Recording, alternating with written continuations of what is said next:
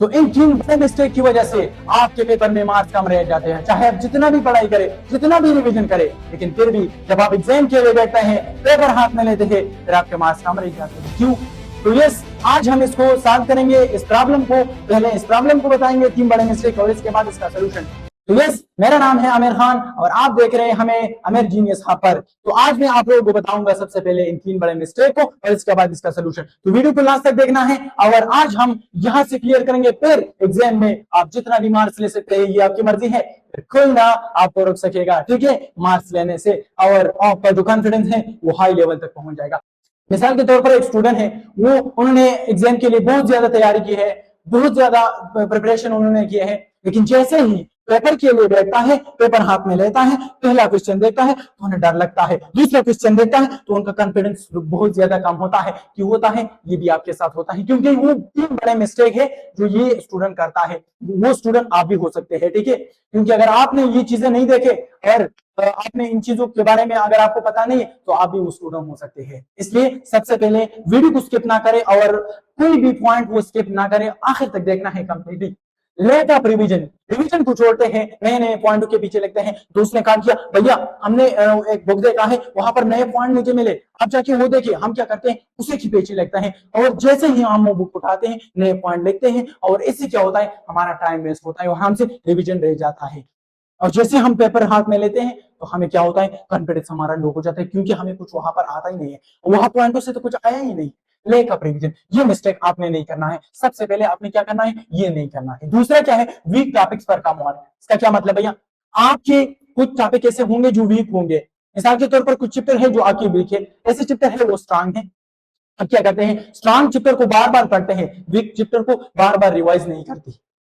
ऐसे क्या होता है, इन वीक टॉपिक से क्वेश्चन आता है और जैसे ही आप उनको देखते हैं तो आप घबरा जाते हैं और आप डर जाते हैं, जिसकी वजह से आपके मार्क्स कम रह जाते हैं। तो ये मिस्टेक आपने करना नहीं है, टॉपिक्स वीक टॉपिक्स पर कम मार्क नहीं करना है। मैं आपको इसका सोल्यूशन बताऊंगा लास्ट में, डोंट वरी, बिल्कुल घबराने की जरूरत नहीं है, लास्ट में मैं इनका सोल्यूशन भी बताऊंगा। तीसरा क्या है भैया, तीसरा ये है कि lack of writing practice our environment. एक तो भैया पेपर का एनवायरमेंट इतना टेंशन वाला होता है कि बंदा खुद ब खुद डर जाता है, और ऊपर से टीचर वो ऐसे डांटते हैं स्टूडेंट को कि मतलब क्या खामोशी नहीं होती वहां पर, ठीक है। पहली दफा आप बोर्ड एग्जाम दे रहे हैं, पहली दफा, ये 9 वालों के लिए स्पेशली मैं बता रहा हूँ, ठीक है।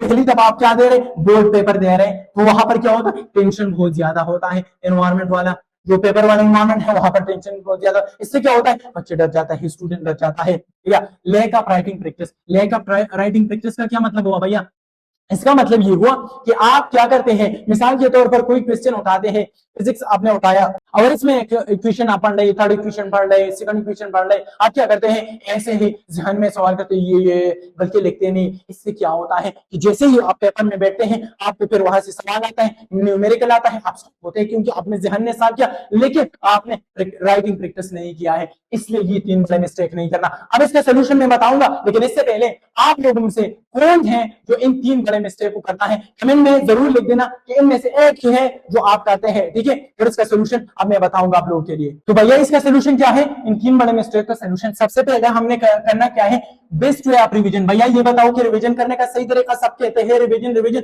लेकिन रिवीजन करने का सही तरीका क्या है, मैं बताता हूँ। डरने की जरूरत नहीं, मैंने पहले बताया, ठीक है। जब तक आपका भाई जिंदा है आप लोगों को डरने की जरूरत नहीं। यहाँ पर हम बताएंगे कि रिवीजन करने का सही तरीका क्या है, मैं बताऊंगा, ठीक है।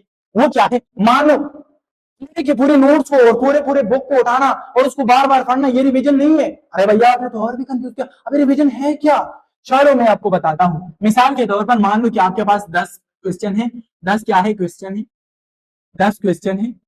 आपने क्या किया, 8 क्वेश्चन को सॉल्व किया, क्या किया, 8 क्वेश्चन को सॉल्व किया, 2 क्वेश्चन आपसे रह गए, 2 क्वेश्चन आपसे रह गए। अब आपने करना क्या है, इन 2 क्वेश्चन, 8 क्वेश्चन तो आपको आते हैं, आपने सॉल्व किया, लेकिन 2 क्वेश्चन नहीं सॉल्व कर सकते। अब क्या करना है, क्वेश्चन को या एमसीक्यूज हो, आपने करना क्या है, इन 2 क्वेश्चन को जो टॉपिक से आए हैं उनको नोट करना है, उनको उठाना है। जैसे आप टॉपिक को उठा रहे, बस इसी टॉपिक को करना क्या है, इसी टॉपिक को जो आपने क्वेश्चन सॉल्व नहीं किया, मतलब को आपको नहीं आता, इसका रिवीजन करना है, इसका रिवीजन करना है।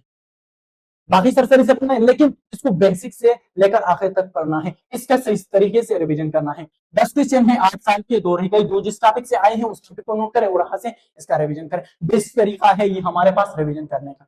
दूसरा क्या है भैया, वो ये है कि इक्वल टाइम डिस्ट्रीब्यूशन, मतलब हर एक बुक को इक्वल टाइम देना। हम क्या करते हैं, मिसाल के तौर पर हम क्या करते हैं, हम बायो से एक स्टूडेंट है, उसको बायो अच्छा लगता है तो बायो भी ज्यादा टाइम कवर करता है, बायो भी ज्यादा टाइम इन्वेस्ट करते हैं। लेकिन उनके पास जो बाकी बुक रहते हैं वो क्या कहते हैं, लास्ट टाइम आएगा यार, एग्जाम के टाइम पर नाइट पर भी ये हो सकते हैं, लेकिन जैसे एग्जाम आते हैं फिर वहां से क्या होता है, वहां पर उनके लिए प्रॉब्लम होती है। देखो जो एग्जाम में आपके मार्क्स काउंट होते हैं वो सिर्फ बायो से काउंट नहीं हो सकते, वो सिर्फ मैथ्स काउंट नहीं हो सकता, बल्कि उन तमाम जो हमारे पास बुक है, इंग्लिश है, उर्दू है, हिंदी है, जो भी है, ठीक है, उनका परसेंटेज लेके आप के लिए काउंट करता है।